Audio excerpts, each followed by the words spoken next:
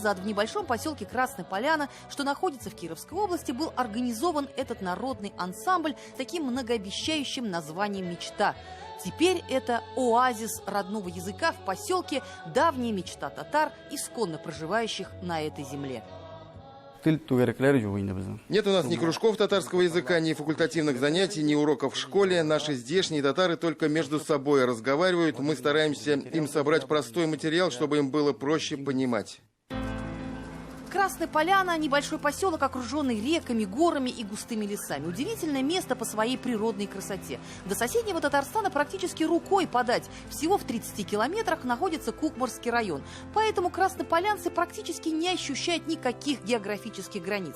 Многие в Татарстане работают, учатся, имеют какие-то совместные бизнес-интересы. В поселке проживает более 2000 татар. Это практически треть всех жителей. Есть 2 большие школы, есть детские сады, но ни в одном из них нет ни воспитания, ни обучения на родном татарском языке.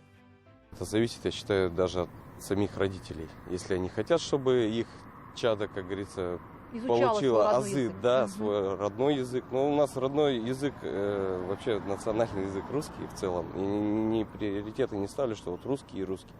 Если будет уроки татарского языка в школах, то, в принципе, хуже от этого, я считаю, не будет. Дети должны знать свой родной язык.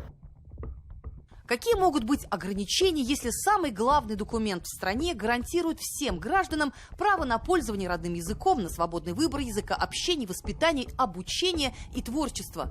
А это уже 273-й федеральный закон об образовании, где также черным по белому, даже после внесения весьма существенных поправок в его 14-ю статью, отношение к родным языкам было четко и строго сформулировано как законное право народов, проживающих в России.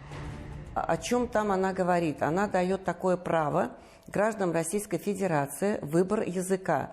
Соответственно, они могут обращаться как за получением дошкольного, начального, основного образования, так и изучения татарского языка, в том числе и в других регионах Российской Федерации.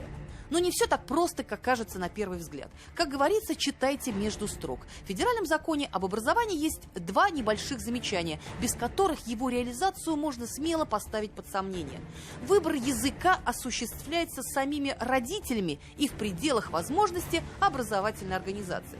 Говоря человеческим языком, если вы хотите изучать свой родной язык, вы должны об этом сказать, а точнее заявить, и желательно письменно, и, во-вторых, узнать, есть ли у школы такие возможности, учебники и педагогические кадры для осуществления всех ваших пожеланий.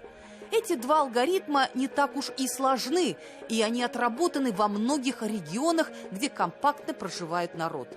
Родители пишут заявление в школу, чтобы их ребенок изучал свой родной язык. Школа в заявительном порядке обращается в районный отдел образования, специалисты которого направляют соответствующий запрос уже в Министерство образования региона. Если у Министерства образования того или иного региона появляются вопросы в части комплектации учебных пособий или подготовки педагогических кадров, оно может смело обратиться в Министерство образования и науки уже Республики Татарстан. И от нас еще никто не уходил без удовлетворительного ответа. Когда налаживается сотрудничество, это уже далеко идущие планы. Это возможность укрепить материально-техническую базу той школы, где обучаются наши соотечественники. И такая есть, так ведь предоставляется, да? Да, То есть, да. Что бывает? Это не только учебники, да? Это материально-техническая база, она ведь широкий спектр себя вбирает. Это могут оргтехника, это интерактивные доски, это программные какие-то продукты. То есть все возможности, которые есть для укрепления материально-технической базы, оно максимально мы можем оказать содействие нашим соотечественникам, которые проживают компактно в регионах Российской Федерации. Надо отдать должное. Татарстан проделал колоссальную работу по внесению учебников по изучению татарского языка в федеральный перечень учебников. То есть школы в любом регионе России их могут приобретать самостоятельно или делать заказ в своем министерстве, как это происходит с учебниками по любым другим предметам – математике, физике, химии и так далее. Татарстан и сам активно подключается к этой работе, предоставляя школам учебные материалы и художественную литературу. Ежегодно свыше 17 тысяч учебников по изучению татарского языка направляются в регионы безвозмездно. К нам приходит очень много заявок. Школы просят учебники для факультативных занятий, для кружков. Но мы в первую очередь стараемся удовлетворить потребность тех организаций, где татарский язык изучается в качестве обязательного предмета. Если ситуация с учебниками более или менее понятна, то вот подготовка педагогических кадров – это давний и больной вопрос. Сегодня только в 2 регионах России, в Татарстане и Башкортостане, готовят учителей татарского языка и литературы. За последние 20 лет были закрыты все национальные кафедры в высших учебных заведениях в местах компактного проживания татар – в Ижевске, в Москве, в Тобольске, в Тюмени, в Ульяновске и в Оренбурге. К нам в министерство приходят заявки из регионов, и мы по этим заявкам проводим работу по повышению квалификации учителей и подготовке педагогических кадров.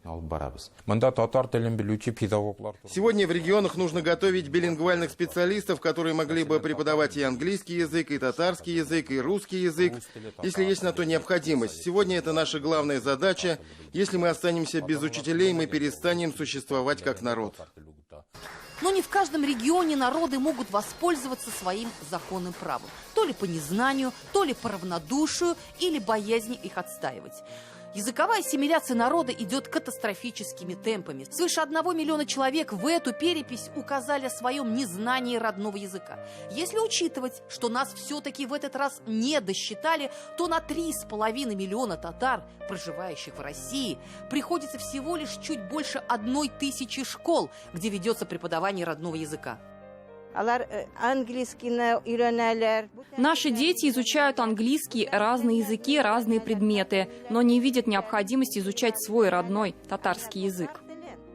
У татар есть хорошая поговорка на этот счет. «Еламаган балага имщак бирмиле». Дитя, если не плачет, мать не разумеет. Тот, кто хочет, возможности всегда найдет. Взять хотя бы соседнюю Чувашскую республику. В каждой местности компактного проживания татар работают детские сады с воспитанием на родном языке и школы с изучением и даже преподаванием на родном языке.